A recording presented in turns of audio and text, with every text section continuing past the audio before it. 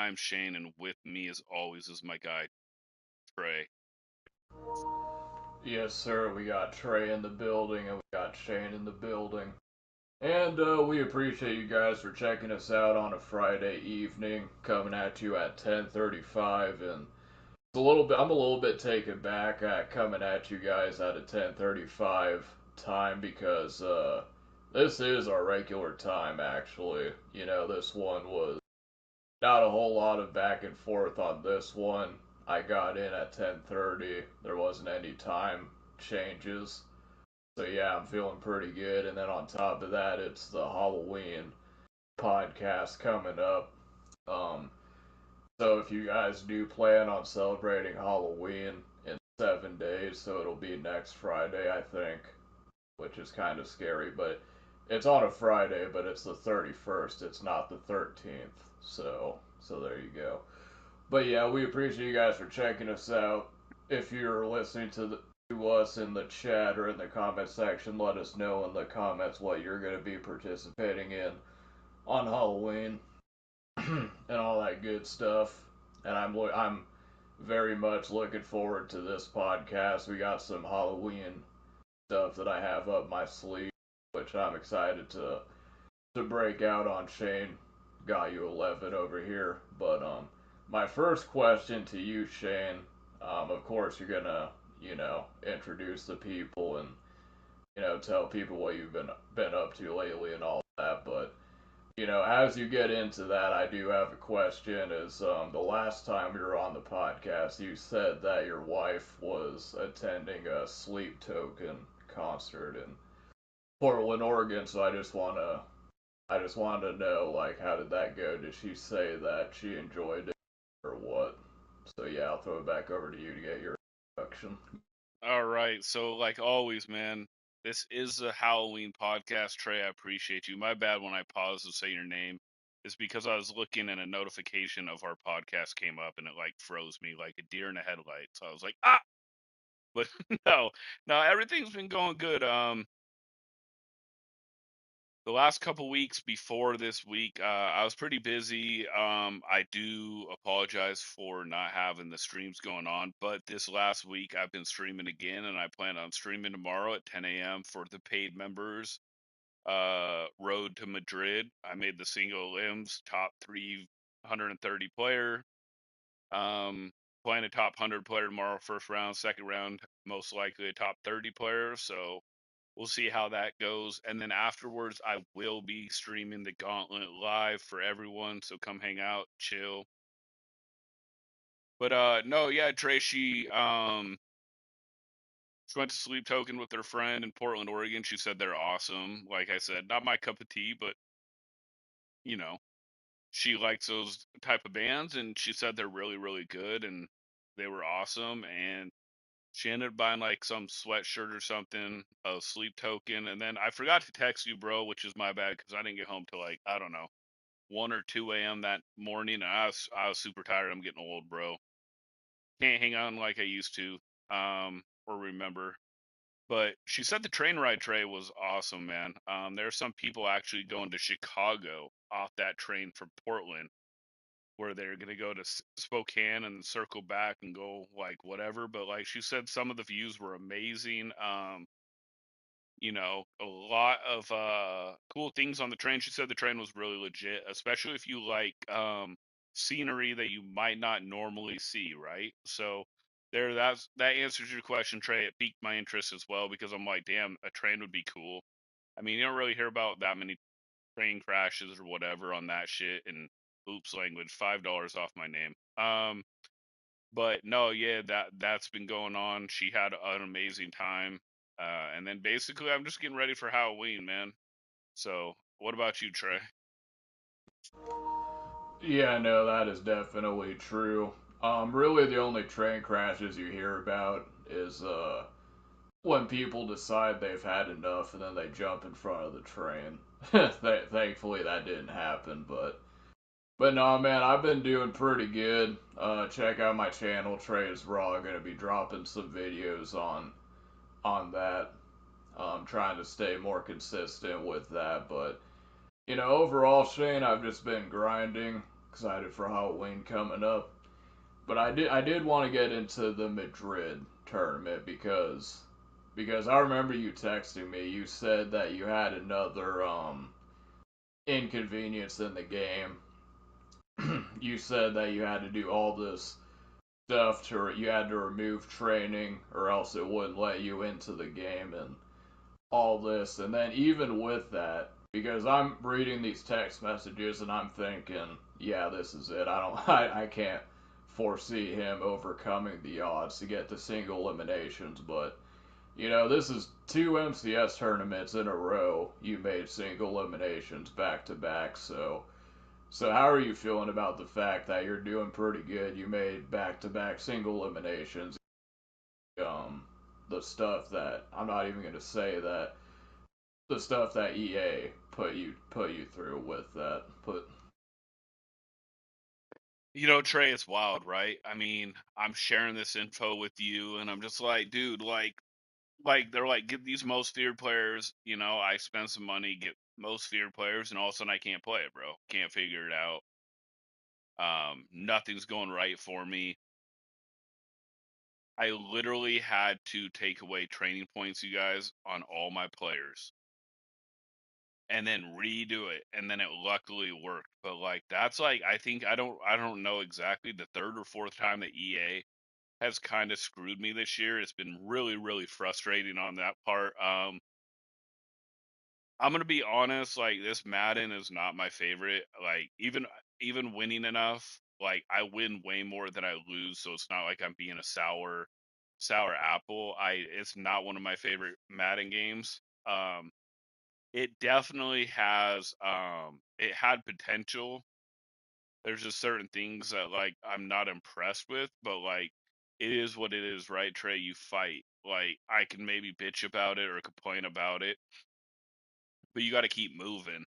You got to keep adjusting. And honestly, like I said, I just battled, man, and back to back, yep, back to back tournaments, man. I made the single limbs. I battled. I'm really excited to just keep handling business, man. Like hopefully I make a deep run eventually this year, and if not, I make a deep run next year. But at least you know that I'm never gonna give up and I'm never gonna quit on like if I don't retire, right? And my plan is not to retire for a while, but you know that I'm going to try to play, Trey. I'm going to try to play, and I'm not going to give up, and I'm not going to quit. I will try to figure it out. I might suck, you know what I mean? I might suck, Trey, but I'll figure it out and try to get better. But yeah, it's been a lot of bullcrap going on, Trey.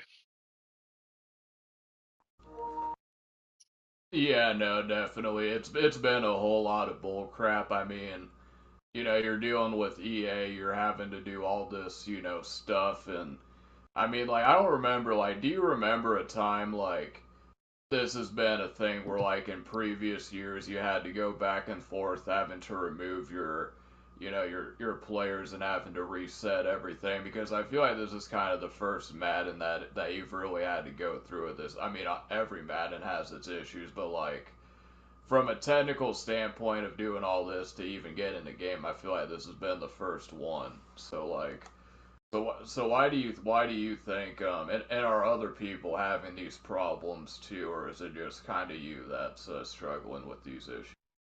No, I mean, honestly, Trey, I think I had one like a year ago or 2 years ago where it would crash half the time, and I'd never figured out why.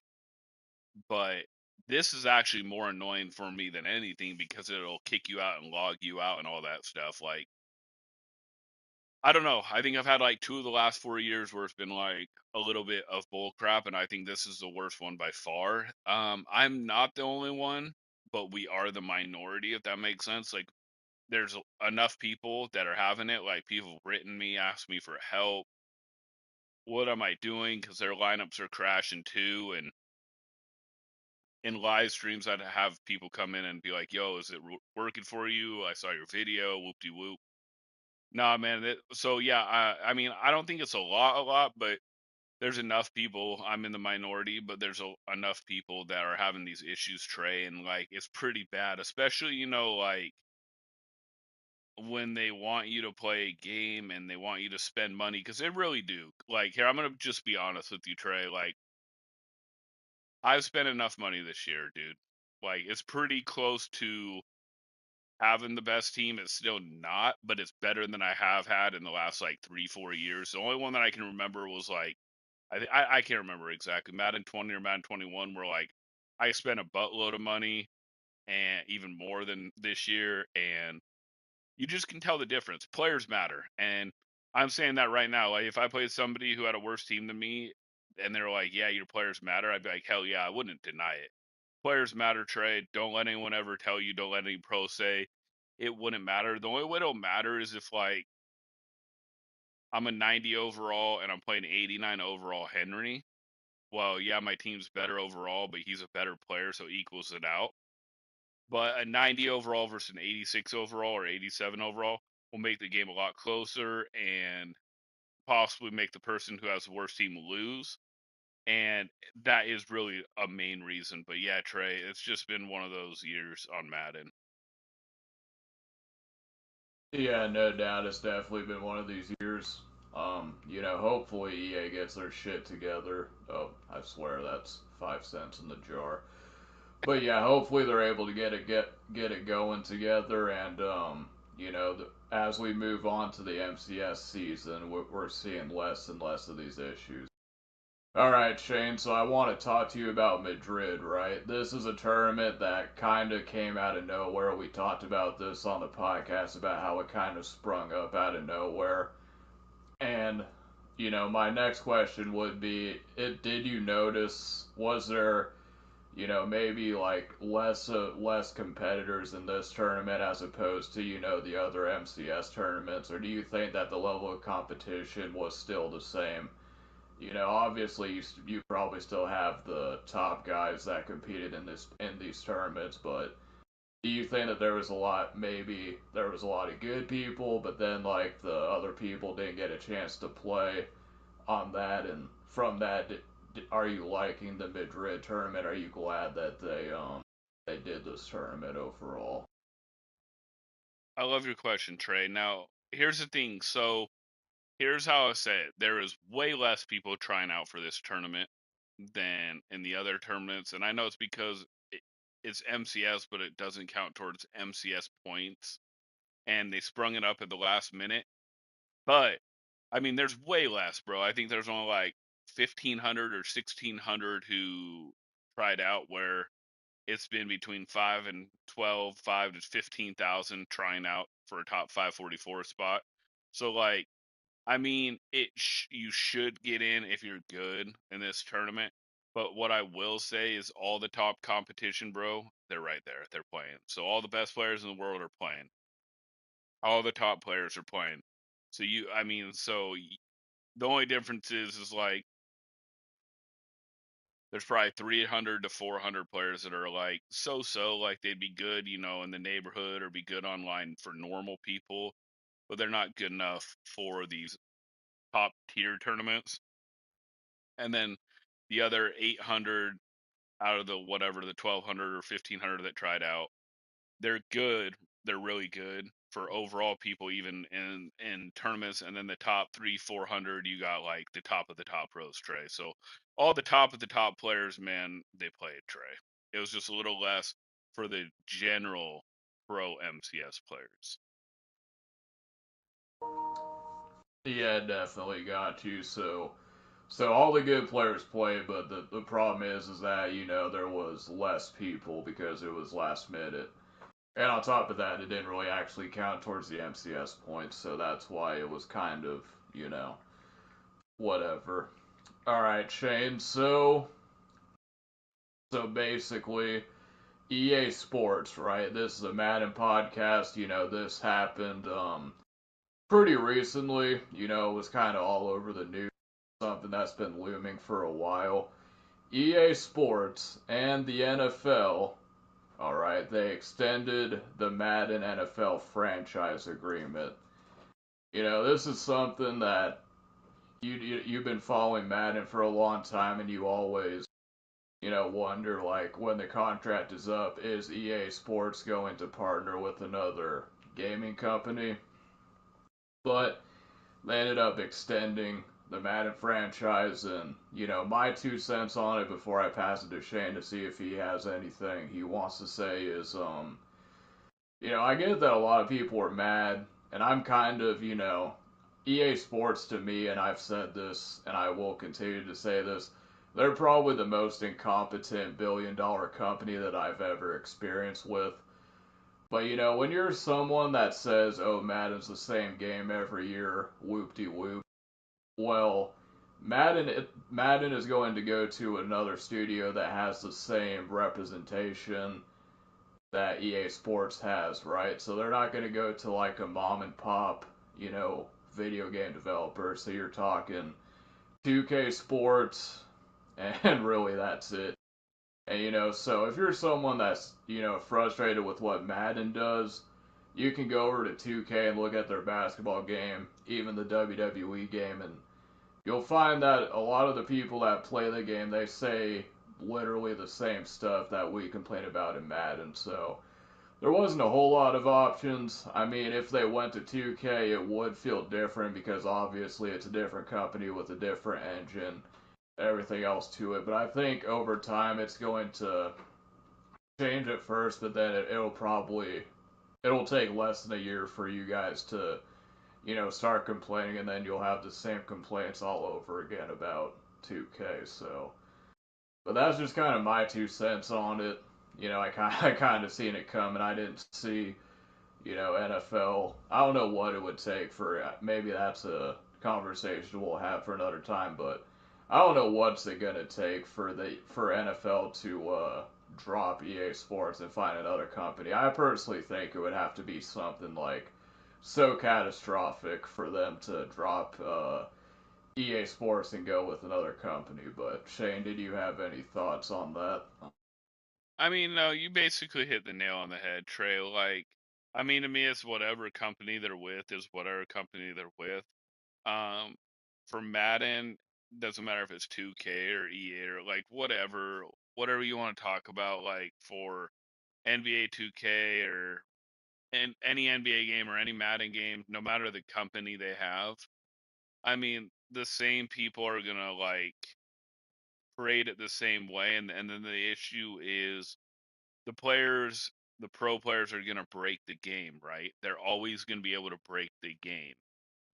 Like this started, I mean, ever since I got online and ever since I started with the pro scene as far back as Madden 13. I mean, Problem created the split close shotgun where the two running backs would come out on streaks and you had to user one and the computer would dumb out no matter what on the other one, and then you'd highball and they'd jump up like rocket catch in the air like they're flying for a 2 point conversion.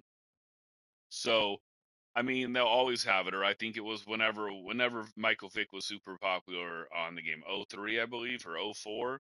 I mean, excuse me, you could run backwards with him and it'd break the game. Like the only thing difference is now there's a lot of money on it, right? There's a lot more people trying out for it.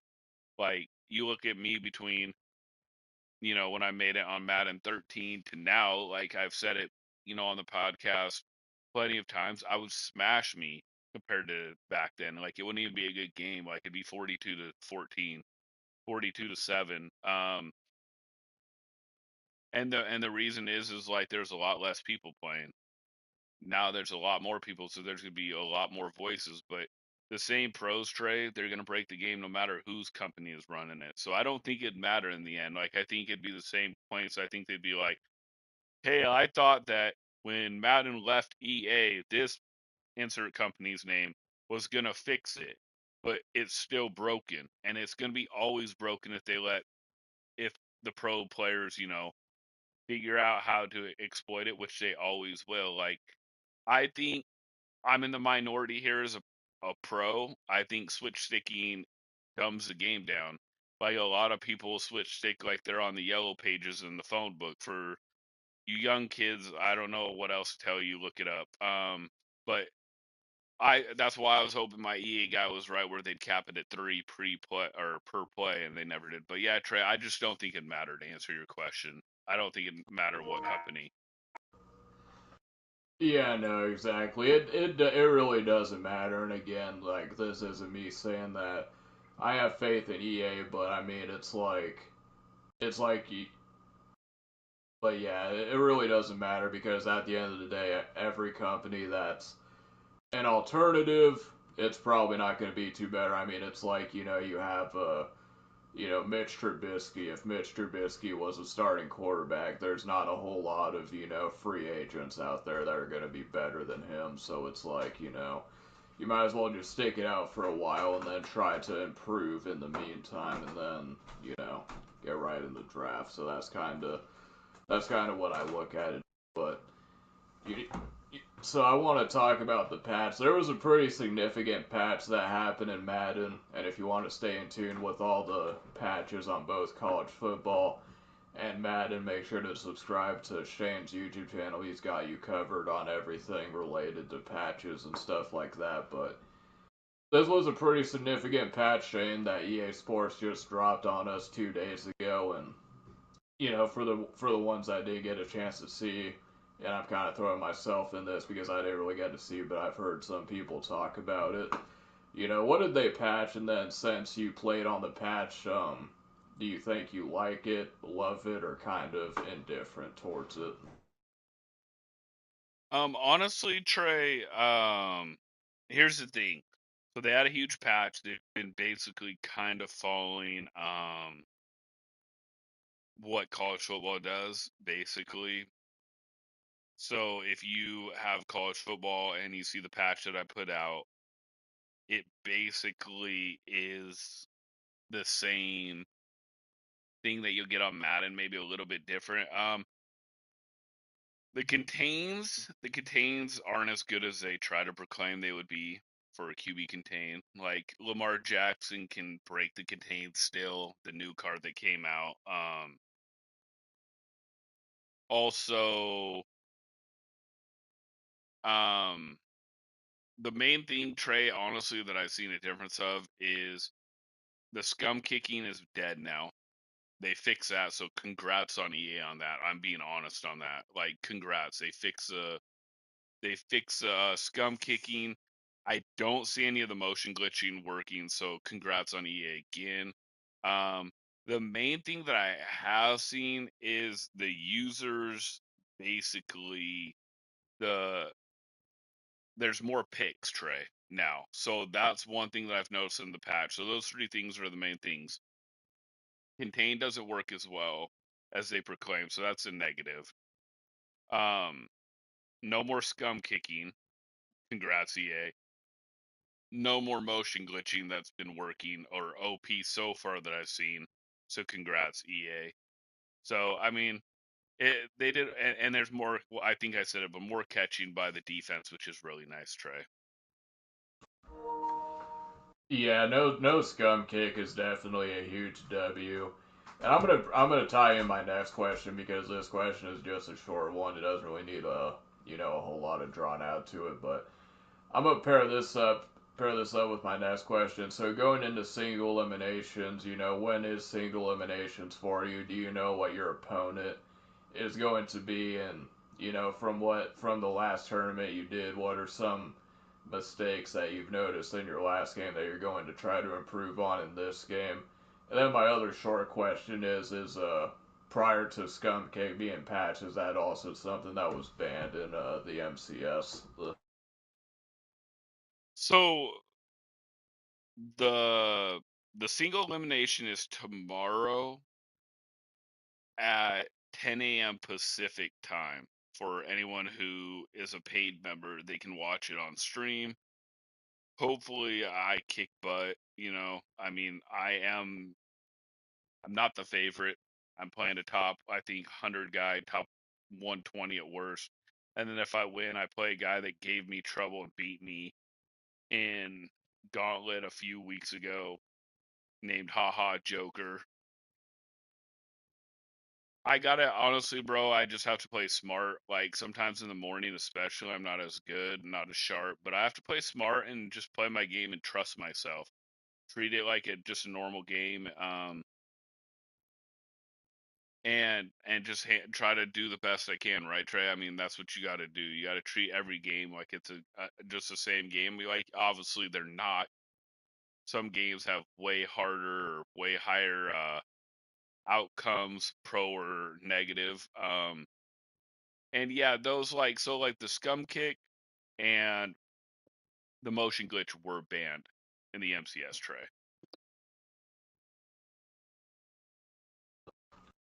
All right, got you. So yeah, for those of you that want to watch the stream tomorrow, you can become a paid member. Not only do you get to see Shane compete in these MCS tournaments, but you also get to see his live streams, which if you want to get better at Madden, you get to see like exactly what he does and the adjustments that he makes in order to compete at these tournaments at a high level. So, but I'm definitely looking forward. I'll definitely watch it tomorrow. I'll be in there watching. So for anyone else that's a paid member, show love to the movement that we're going to be creating. And you've been pretty consistent on streaming these last few days, Shane. I haven't got a chance to watch any of these streams, been at work or whatever, but I have noticed you've been streaming a lot more. So how has that been going? And as the MCS season wraps up, I know we're kind of getting ahead of ourselves here, but do you still plan on streaming pretty consistently once the MCS season is over, or is the schedule kind of still up in the air on that? Oh. So here's where we're at on this. We got what? We got, I think there's a couple more tournaments, which is crazy with MCS. MCS is going to be done by mid-December. My goal actually, Trey, is in January and February to enter in more tournaments, even if they're paid tournaments. So I'll just probably have it streaming for paid members for those tournaments. So hopefully people will join and chill out there. I'm definitely going to still try to do the gauntlet and head-to-head ranked until probably, honestly, I'll probably keep the stream consistent until April, and then probably start it to calm down. Maybe do, like I said, more like fun games like with you if you're free, or Mr. Matt if he's free, or both of you guys, or Soul Crusher, or whoever. AJ, if we want to play a different game and we have fun like that in like May. And then honestly, dude, probably June, July, you won't. I'll be taking a 2 month hiatus for summer break with the kids. And I might stream off and on, but it just won't be consistent. But yes, the goal is until at least April to be consistent streaming. There'll still be tournaments that I'll be doing. Um, Trey, don't go watch the previous streams. They were trash, man. I sucked except yesterday. And that's the problem, right? You don't play that much for a couple weeks, and then you log back in and you play, and you are playing good competition, and they just and you're on air, and people just kick your butt. And so it took me a little bit. So it took me I think the third stream where I think I went 4-1 that day, and lost a tough one, but the two streams before that were really really bad on me. But like I said, you can't step away for a week or 2 weeks if you're playing top competition, Trey. Yeah, no question. I mean, it's obviously gonna be hard, but it just takes a little bit. You play 2 games, and you kind of get thrown into the deep end a little bit. And then at first you kind of struggle to keep your head above water, but if you just kind of don't lose your composure, just stay cool, you're able to kind of rise above it and get some air, and then kind of find your footing from there. So yeah, definitely, it hurts, but you just got to get through it. But so yeah, that's kind of gonna wrap up the Madden side of things. We got Madrid coming up, support to the UMC boys that are also going to be in the tournament. And yeah, I'm looking forward to you brought up AJ, Mr. Matt, Soul Crusher, and myself. Yeah, let's all get into a party chat. Let's pick a game that we can all play together and have some fun. I am definitely down with that proposition. All right, Shane. So, if you remember the last time we were on this podcast, you made the statement. You said it's been a good run for the Seattle Mariners, but your prediction was that the Seattle Mariners season was going to end in the Detroit Tigers. Well, what ended up happening was the Seattle Mariners ended up winning. It was the longest baseball game that I've ever seen of. I'm pretty sure there's been longest, but again, I'm not the biggest baseball guy, but obviously it was a crazy game, so I want to get your perspective before we kind of move on to the rest of the series there, but what was your mindset going into that game, and did you kind of think that you were going to lose? And like what were your emotions like in that game as a whole? Oh man, Game 5, Detroit Tigers versus Seattle Mariners. And you got Tariq Skubal for Detroit, who's going to probably win the Cy Young again. But the Mariners are 3-0 against Detroit with Skubal on the mound. Could they go 4-0? And I really just didn't think so.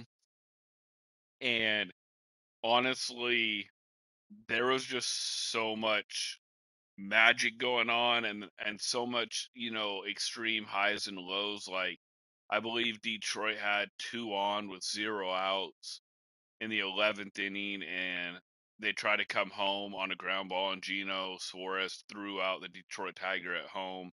The Mariners had 2 on, nobody out multiple times with and didn't score, and I was just like, holy crap. And then it's in the 15th inning, right? And you're like, you have to win when you didn't give up another run. You went to the bottom of the 15th, and then Polanco ripped one to right field, right? And for the game, and it was just like we were going crazy at my brother's house, and it was awesome. And it was like one of the best times. Like my parents are 74, man. Like I mean, I'm gonna be 42 before you know it. I mean, you don't always have that time together where you can watch it. And when I honestly, bro, like yeah, like I was super stressed out and super on edge, and I would get annoyed off and on watching the game with people. But like looking around, right, and you got like my oldest son, my youngest son, my sister-in-law, my wife, my parents, and my brother, and we're all watching it. And we got to see him win the American League Division Series to go to the American League Championship Series against Toronto, right? So it was ecstatic. I know you're gonna bring up Toronto, so I'll wait to answer that. But like, it was awesome, man. That 5 game series against Detroit, beating Skubal twice in the playoffs was amazing. Yeah, no question. So yeah, that happens. You move on to face Toronto, and before the series got underway, right? What was your perspective like? You come off this great championship. Did you have any expectations? Like what were your did you think that you guys had a chance to get the Blue Jays? How did you kind of foresee the series playing out in your mind before it actually took place? To be like honest, I mean, I watch the Mariners a ton. I've watched enough baseball, but like, I thought the Jays would win 4-2. I mean, the Jays were like undefeated in Seattle regular season. I thought the Jays would win probably the first two in Toronto. The Mariners would win maybe one of the three and get beat, or I mean, two of the three in Seattle. Excuse me. I thought it'd switch it. I think that thought the Mariners would actually win in T-Mobile instead of getting swept like they did in the regular season at home, and they'd go back trailing 3-2 to Toronto and lose Game 6 and lose the series 4-2. So that's where I thought it was going to end, Trey. I thought it was going to be 4-2 Toronto.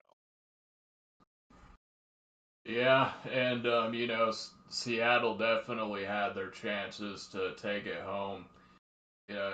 They had a chance to bring it home, and I believe it was Game 6. They it was tied 3-3. Or no, like I'm so confused. But either they had a chance to win, right? And one of those games didn't happen. It went to a game 7, and you guys ended up losing that one to eventually lose. So I mean, obviously it was hard, and like you said that you thought that you guys would lose 4-2, and would you prefer that outcome versus the outcome that actually happened, where they had chances to pull off and move on, but they ended up choking it away in the end. I mean, probably honestly because like the Mariners lose 4-2, right? And Toronto takes first two games in Toronto, and then the Mariners are back down trail 3-2 going back to Toronto, and Toronto's always led the series. They're like, all right, Toronto's just a better team. The pitching for the Mariners wasn't good enough. Her 7 and 9 hitters weren't good enough. That's just the way it is. Great run, top four team, right? Well, problem is the Mariners went into Toronto, beat Gosman, the ace. Then they beat Savage, and they're up 2-0 coming home. And my brain was like, oh my gosh, we are 2 games away from the World Series. We are 2 games away from the World Series. But then there's that still part of my brain being like, but it's the Seattle Mariners. Seattle Mariners are the only MLB team to never make the World Series, ever. They're not the only one to not win a World Series, but they're the only ones to never make a World Series. So it's 2-0. And then Julio in game 3, right? Bottom of the first, hits a 2-run shot. And I mean, T-Mobile's rocking. I'm like, oh my gosh. My family's like, oh my gosh. And then George Kirby takes a fat dump and they get blown out. It's 2-1. And you're like, okay, let's let's hopefully figure this one out and win, the next one. And then Luis Castillo takes a fat dump and it's 2-2. And then it's like game 5 and you're like, okay, wow. Mariners trail 2-1 in the 8th inning, and Cal Raleigh hits a game-tying clutch home run, and it's 2-2, game 5, right? Same inning, bottom of the 8th, Gino Suarez a grand salami, a grand slam. Mariners win game 5, and it's 3-2. And my family and my brother's house is going wild, bro. Like wild, Trey. Like I was like, we are 1 game away. They fly up to Toronto, game 6, bro. And they laid an egg. Like, I mean, they laid an egg from the hitters to the pitching to the defense.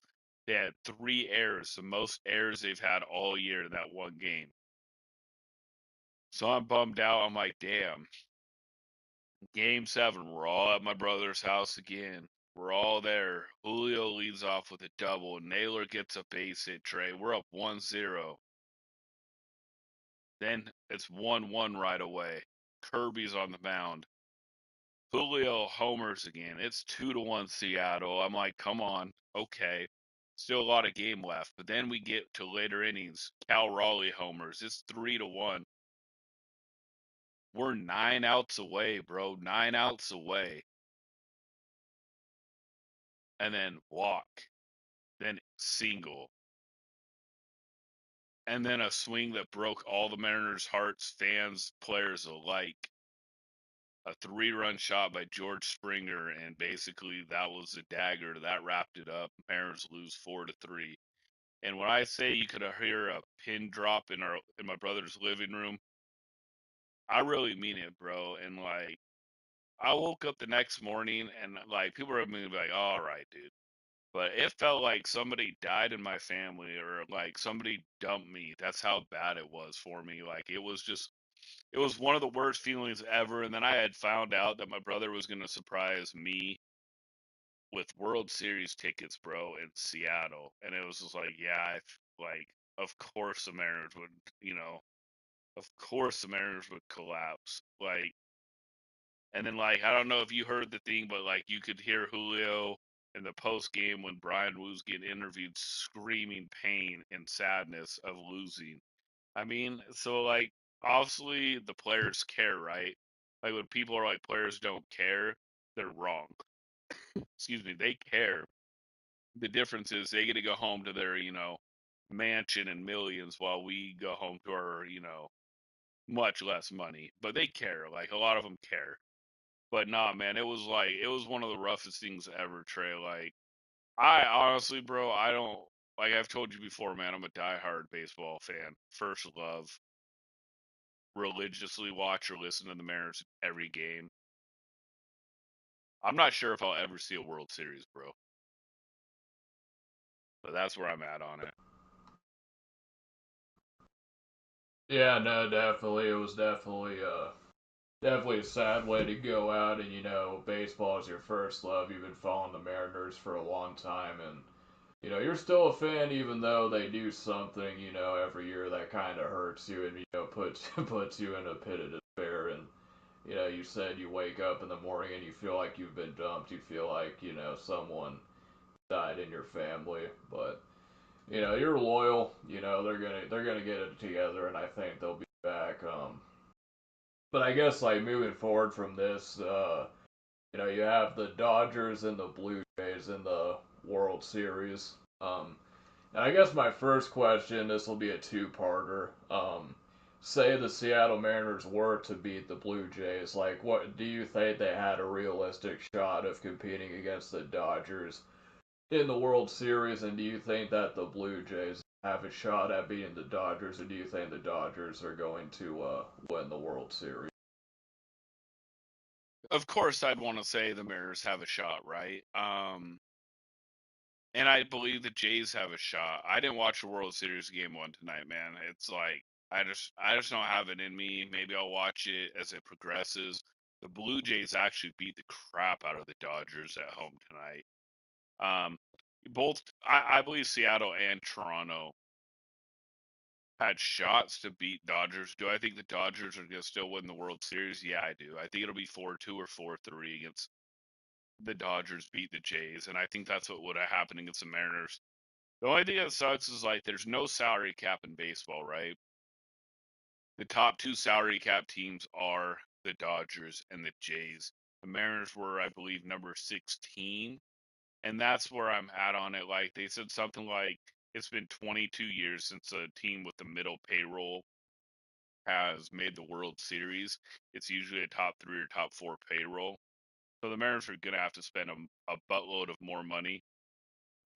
One of the biggest things, Trey, from that series with the Blue Jays, bro, is if you look at the 7, 8, 9 hitters, the 7, 8, 9 hitters for the Mariners batted like 100, which is abysmal, and maybe I think drove in like 3 or 4 runs.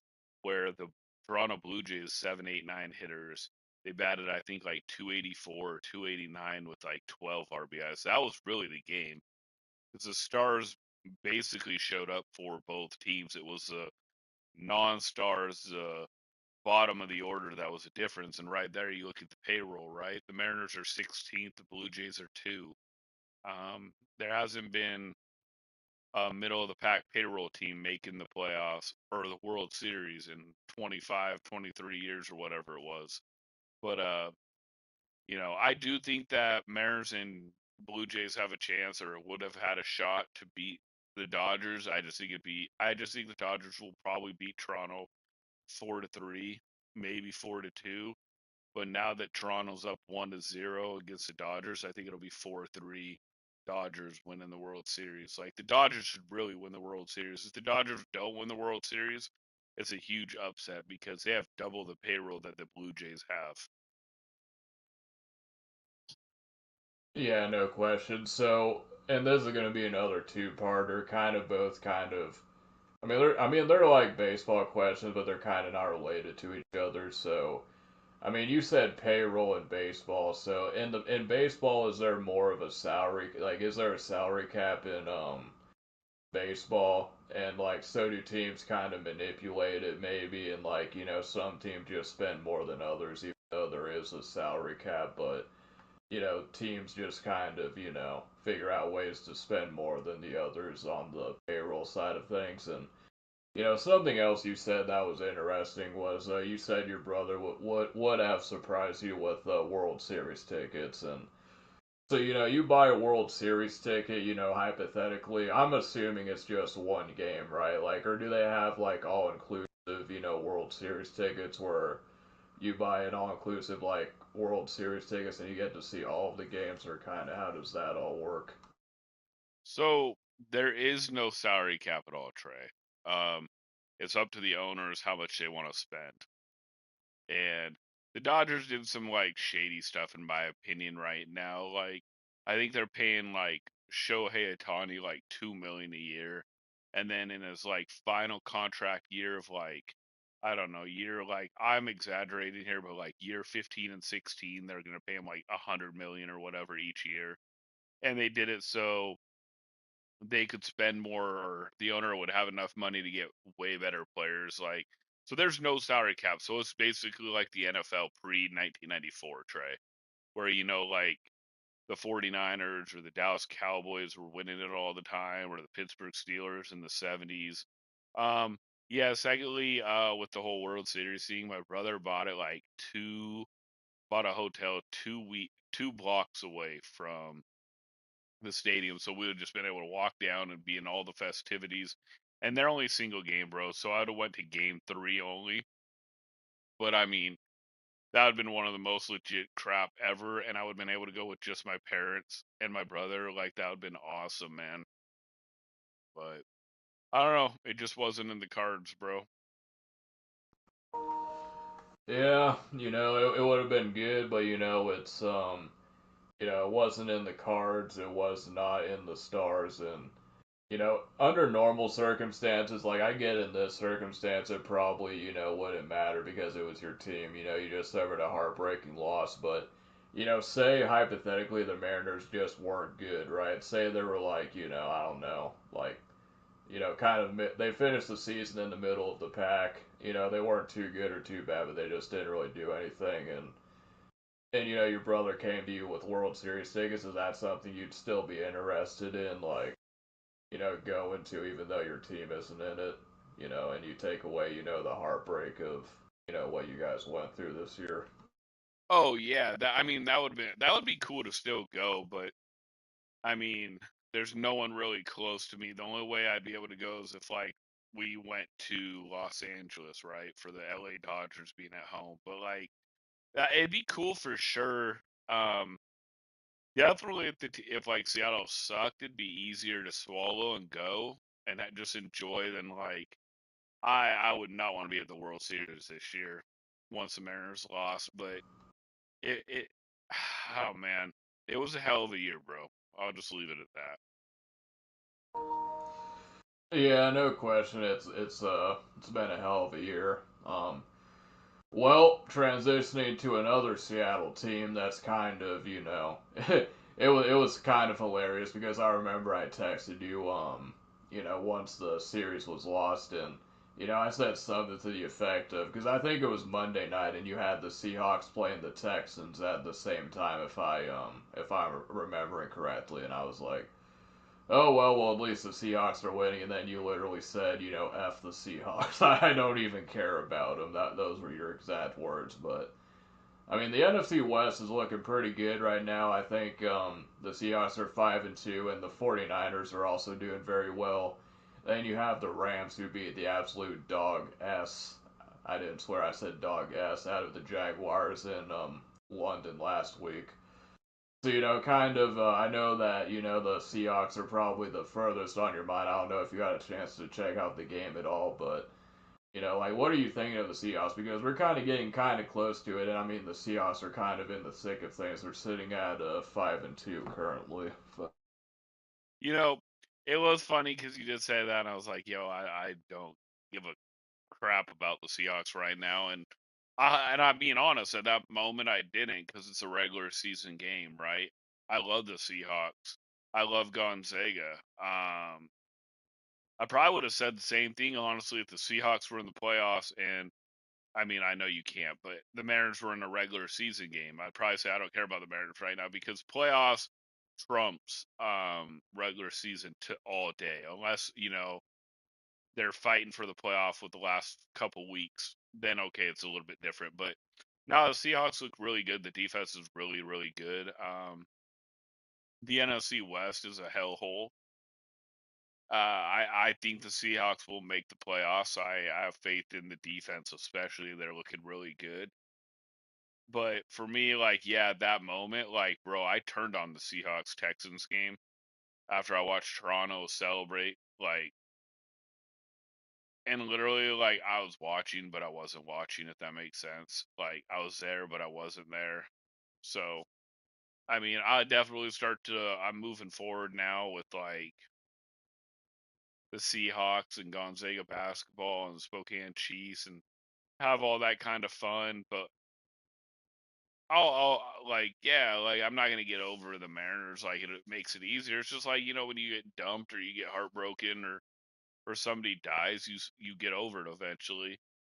Doesn't mean you don't think about it or you don't remember it, but yeah, like now I'm moving towards, like, the Seahawks for sure. Gonzaga's starting up here, regular season in about a week and a half. You got Halloween in a week, so you got stuff going on, and like gonna be Halloween's gonna be a little bit crappy weather, but yeah. So Seahawks are impressed me. New England's impressive, huh, Trey? Oh hell yeah, the New England Patriots are definitely appreciate you for giving me that alley oop. We won four in a row, gonna make it five hopefully as we play Cleveland. Drake May is playing really well, high efficiency quarterback, and there's been conversations about Mister Drake May being in the MVP conversation. It's been a weird year for the AFC. I mean, you talk about the Indianapolis Colts that are in, first place right now, and you got Daniel Jones out there playing like a superstar. But I still think that Baker Mayfield, as it stands right now, is kind of the front runner for MVP. MVP, but Drake May is kind of right there behind him. So hopefully we continue the momentum and beat Cleveland on Sunday and it's going to be good. And it's kind of funny because Shane said the NFC West is a hellhole, and then you flip over to the AFC East. I mean, the Bills are kind of choking, and the Miami Dolphins and the Jets are just absolute. Sorry, Matt. But I mean, you kind of know this, but they're absolutely in the toilet. So I mean, it's really only one team, one team we have to worry about, and it's a good time. I mean, you talk about a team that's won 8 games in 2 seasons, and they turn things around, and Drake May's playing like a MVP superstar, and Mike Vrabel is definitely, I think, the person that when it's all said and done, however the year plays out, that's a guy that I think should be given the credit. And I'd probably throw Bob Kraft in there too. It was probably a cold, calculated move to cut Mayo after 1 year, but it was a cold move, but it was also the smartest move to hire Mike Vrabel, a guy that has experience coaching. And yeah, Mike Vrabel went into Tennessee and knocked out his old Ward. And I actually thought that Cam Ward played pretty good in that game. I think he didn't play good by any stretch of the mind, but I thought he played okay. I think Cam Ward kind of has a future in this league, but with that, Shane, there's two topics that I kind of want to rapid fire at you before we get into the Halloween side of things. But I wanted to ask you, like, because you tested me and I had no clue what was going on, but about this whole NBA situation that's taking place, I wanted to know if you had any takes on it because I don't really know what's going on. I haven't really paid attention to it. And also, what's your opinion? This is another thing you tested me, but about the Sean Payton and Russell Wilson that's kind of going on. Yeah. So here's where I'm at on everything on that, Trey. So first of all, let's go into the NBA. NBA broke. Um, the Feds, the FBI, the Feds have been watching the NBA basically for like 4 or 5 years and caught a few players and a head coach of the Portland Trailblazers and a Hall of Fame player that's the head coach, Chauncey Billups of the Portland Trailblazers. He was Hall of Fame player. Basically, Damon and Rozier or something, they were shaving points. Chauncey Billups was running mafia, Italian mafia, illegal gambling poker games where they would have other pro players come play and they would use x ray contacts glasses to read the cards so they could cheat the people like you and I, if we had money, out of our money. And basically, it was the crime family Italian mafia, uh, the La Costa or whatever, I can't remember, was running it with 3 or 4 other Italian mob families supposedly part of it as well. A lot more people are getting in trouble or being talked about. Kevin Garnett was one of them they brought up. Kylie Jenner is another one of them. So basically, it seems like the Italian mafia was just moving on the low, where people thought they, didn't really exist anymore in that sense of like big time. I mean, and now like there's 3 college basketball players from Eastern Michigan who got in trouble for gambling or point shaving or something like that. And it's really hard. Like I get it. Like I like sports betting, but I wouldn't be entirely mad if sports betting went away in the same sense because I mean they're like, yeah, you can't do this, you can't do that, but then they'll be like, say the word dream team and you'll save $25 off on your first deposit on DraftKings. They're promoting gambling the whole time. So yeah, it is pretty crazy to me, like just to see it all go down and just like damn, like these people are shady as hell, bro. Like it's pretty shady. And then moving on to Russell Wilson, Sean Payton. I actually had to double check to make sure that it wasn't a fake Russell Wilson account. And damn, Russell Wilson went right back at Sean Payton because Sean Payton did make a dig. Sean Payton obviously hates Russell Wilson, and he made a dig of basically saying like about Jackson Dart. Too bad you put Jackson Dart in there before we played you. You could have waited till afterwards. Basically saying we wish we could have played Russell Wilson because he's washed and trash or whatever. He didn't say that, but he implied it. I mean, nobody's dumb. And Russell Wilson went, dang, you're still taking like bounties 15 years later. So Russell Wilson brought up basically the bounty gate from a long time ago when Sean Payton paid people and his defense coordinator to take cheap shots and try to intentionally hurt opponents and knock them out of the game. One of them was Brett Favre when he was with the Vikings. So I thought it was kind of hilarious that Russell Wilson actually broke character. What's your opinion on that, Trey? Yeah, no, I remember seeing it, and I was kind of, kind of had the similar reaction to you on that, and I was like, Sean Payton, this is a guy that's, like you said, been involved in like some shady stuff. I mean, the whole Bountygate thing is ridiculous, and then you have Greg Williams, who was caught on video, basically saying, when we see number 28, we have to take his knees from underneath him and all this stuff. And I'm kind of, on one hand, I'm like that's kind of cool because you're kind of getting your guys, ready to go to war, even though it's not war, it's a football game. But then there's like the more logical side of you that looks at it and is like, yeah, this is kind of messed up. And there's a part of that recording apparently where he made like a money sign with his fingers and he was like, I got the first one. I got the first one, which means like I got the thing. And then Greg Williams is still allowed in the NFL, which is crazy. I think he's in like the UFL now or something. Yeah, it was crazy with Russell Wilson breaking character. I think that Richard Sherman does a podcast now, and I think if you were to get um, Russell Wilson, Richard Sherman, and Marshawn Lynch and on a podcast together, I'd watch it. I think that should be the Russ's new endeavor on it, and all that. But all right, Shane, this is going to be the Halloween segment. It is going to be AI. So what I want you to do is I'm going to give you a hypothetical scenario. This hypothetical scenario is generated by AI. I'm using AI on my phone, so I'm going to read you this hypothetical scenario, and I want you to tell me after I read it what would you do in this hypothetical situation. So I'm reading it right now. You are a project manager at a mid-sized tech company. All right. You've recently hired a new junior developer. His name's Alex to impress everyone in the interview process with their technical skills and enthusiasm.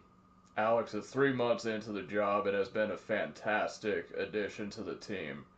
Productive, collaborative, and a quick learner.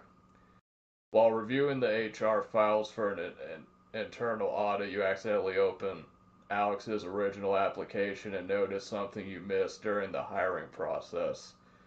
Alex's resume lists a bachelor's degree in computer science from a prestigious, well-known university. However, the accompanying transcript is for an associate's degree from a community college, and a quick search confirms that the university listed on the resume where Alex transferred but never completed the final 2 years to earn the bachelor's degree. In short, Alex lied about having a 4 year degree. So all that stuff, I could. Basically, the dude lied. To make a long story short, he lied. He lied about having a 4 year degree. The job description explicitly required a bachelor's degree or equivalent experience.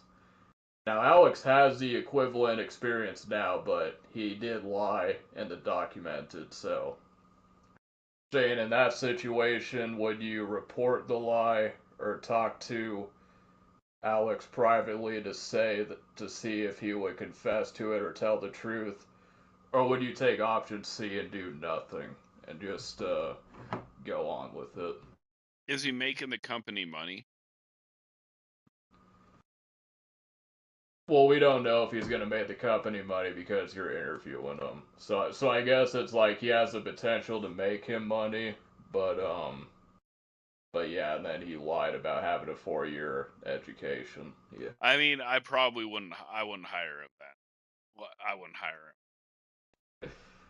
Okay, so Shane goes with option B or option A. He would report it.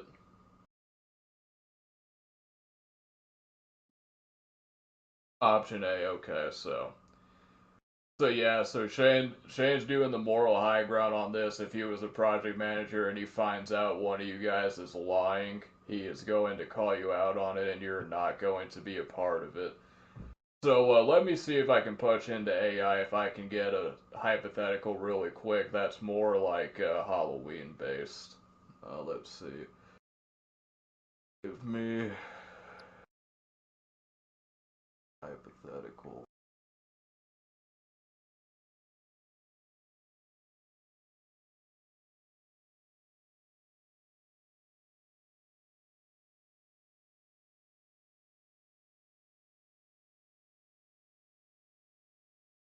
I mean, Trey, I would be like, if he was making me money, I would be like, I don't care. I really don't care. Yeah, if he was already making you money, yeah, Yeah, I yeah, wouldn't no, care. no, my bad. I'm technology. Nah, you're good, bro. All right, Shane. This is another hypothetical situation. Hopefully, this one is a little bit more fun. That we can kind of wrap it up and then do have more fun with AI in the future. So this is the hypothetical scenario. It is a busy weekday morning in a major city, Shane. You are standing on a crowded underground subway platform waiting for your train. The rumble of an approaching express train is growing louder. You are standing near the yellow warning line but not over it. Suddenly, you hear a terrified scream and a dull thud. A child, about 6 years old, who was playing a game of tag too close to the edge, has fallen off the platform and onto the tracks. The express train, which does not stop at your station, it is now less than 10 seconds from entering the station tunnel at full speed. You look down and see the child is panicked but appears mostly uninjured, scrambling near the track just a few feet from where you're standing. What would you do in that situation? What would Oh, I'd go and help him. I'd try to get down there and help him. Is that an opportunity? Like, did I have that or no? Yeah, so I'm looking at the options right now. It says option A, you could do a jump down and pull, which is basically you jump down onto the track, grab the child, and use every ounce of strength to heave them back up on the platform. You would then only have a second or two to attempt to pull yourself back up or to flatten yourself as low as possible through through between the train rails. And option B is the try the, and this is in quotes, the Hail Mary grab, which is you lie down flat on your stomach at the very edge of the platform and reach as far as you can, hopping to grab the child's arm or clothing and yank them up without jumping down yourself. This is faster and much safer for you, but there is a high risk of missing the grab or not being able to lift the weight of a panicking child quickly enough. And then there's option C, which is shout for help. You immediately turn away from the child and use the last seconds to scream for the attention of a nearby transit worker or the conductor, hoping the emergency brake can be pulled in time. This ensures your own safety, but means accepting the child will not likely not be saved by you. So, out of those three options, which one would you probably pick? I'm getting down there then. I'm jumping down there and trying to save him. All right, so Shane is gonna go down there and he's going to try to save the kid. Obviously, I mean, these situations I feel like is a little bit unfair because you see videos of like car wrecks and stuff like that, and I mean it's easy to say what you should have done when you're like in the comfort of your own living room and say, oh yeah, if I was there I would have done this different, I would have done this different, but I mean, until it really happens to you, you really don't know how you're gonna react. So I mean, it's really tough to like say what you would do, but I think it's still kind of a fun and unique experience to do on that. But so Shane, like I did the AI hypotheticals. I was wondering if you had a would you rather question for us because I mean this kind of counts as my would you rather segment for us, and then we can wrap it up. All right. I got one. I liked it, Trey. I liked what you were doing though. I like where the movement. So, would you rather stay in a house with no electricity, no power, nothing for 24 hours where it is supposedly haunted for $1 million, or would you rather spend the night in a cemetery where it's supposedly haunted for 12 hours for $1 million? All right, so I could spend I could spend the night at the cemetery for 12 hours for $1 million. For 12, okay, so the cemetery is 12 hours, but if I choose the no electricity in the house that's supposedly haunted, that would be 24 hours. Um hmm.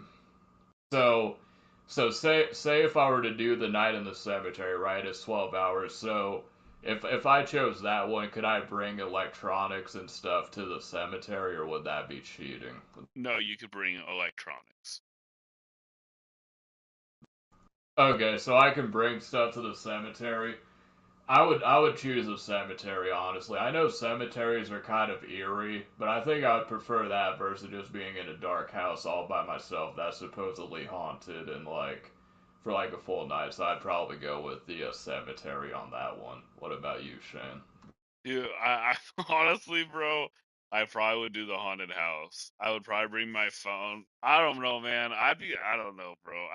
I'm gonna go with the haunted house then. I'm gonna go with the haunted house. Yeah, I mean, there's some people that actually enjoy going through cemeteries. I mean, they're not like they're not like going there at night and like doing all like satanic stuff, robbing graves, even though there's people that do that. But there's some people that just kind of like to walk around in daylight and look at cemeteries and stuff.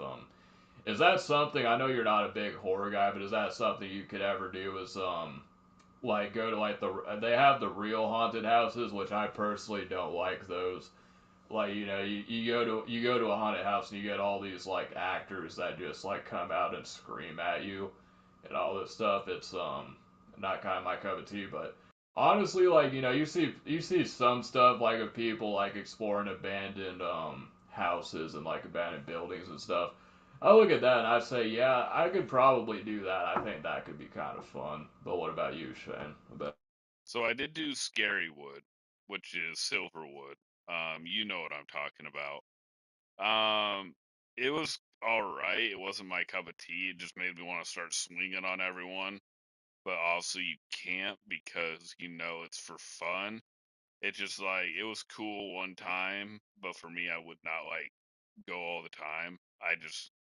It's just not what I like to do. I have gone to the cemetery during the day, like not like just out of my way, but like I have with people and like never disrespect it, never, ever. But I have gone there and just read and like see the people that were born and when they lived and when they died, and it's crazy because like you get that sense of mortality, right? You get that sense of like damn, that will be me one day, and you're just like damn, but like it's interesting to see, and like you wonder like what did they do, like what how did they live their life and what it went through. But like other than that, man, I don't like to get scared. It's just not my cup of tea. Trey, are you doing anything on Halloween?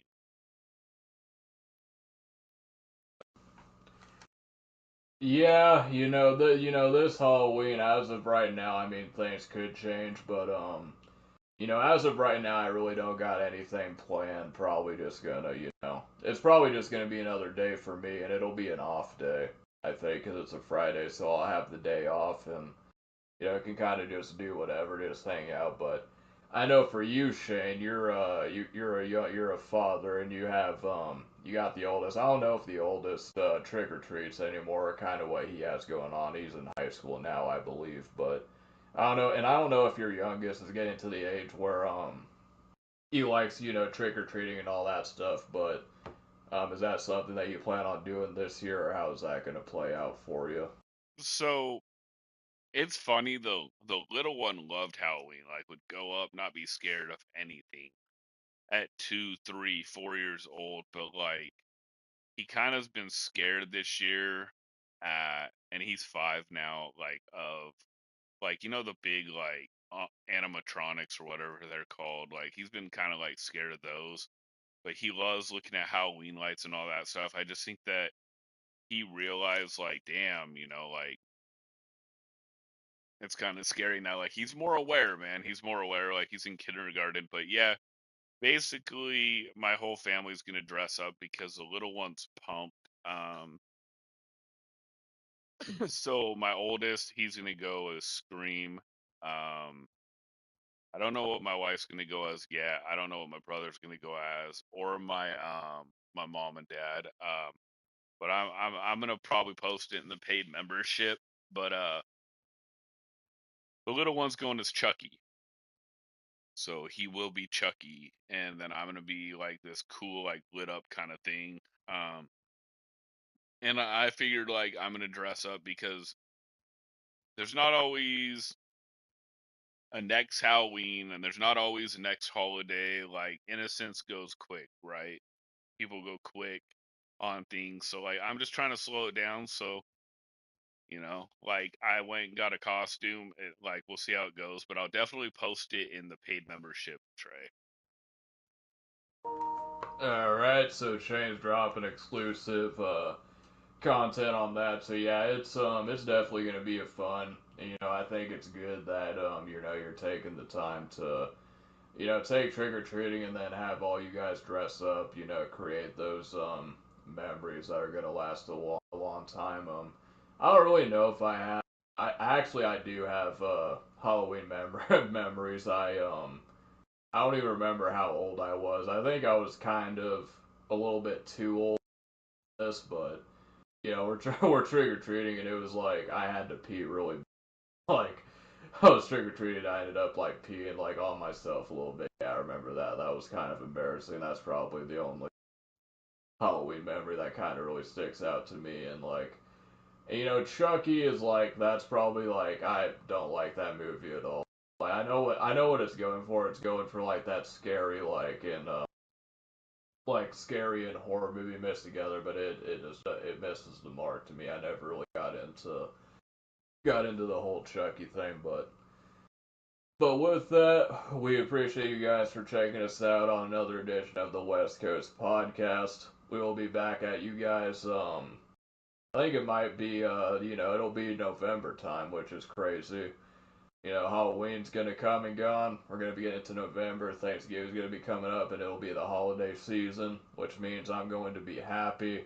But I'm also gonna be annoyed because I hate Christmas music. I hate the fact that you can't go anywhere without having to hear Christmas music. Not saying that I don't like Christmas music, but it's the fact that you can't go anywhere without hearing the same 3 to 4 songs everywhere you go.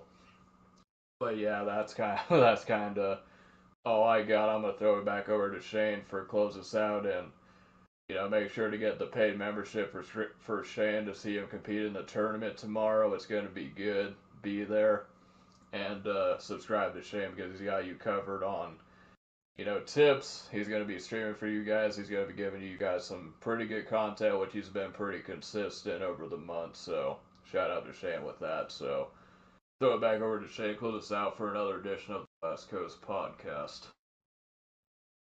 Trey, I appreciate you and like everybody. Like I see we've had like between 2 and 4 people coming in and out consistently and hanging around in here. Nobody really talked tonight, but I know a lot of people like it didn't dip, so a lot of you guys like chilled and listened. We appreciate it. For everyone who is doing Halloween, have a good Halloween. Be safe.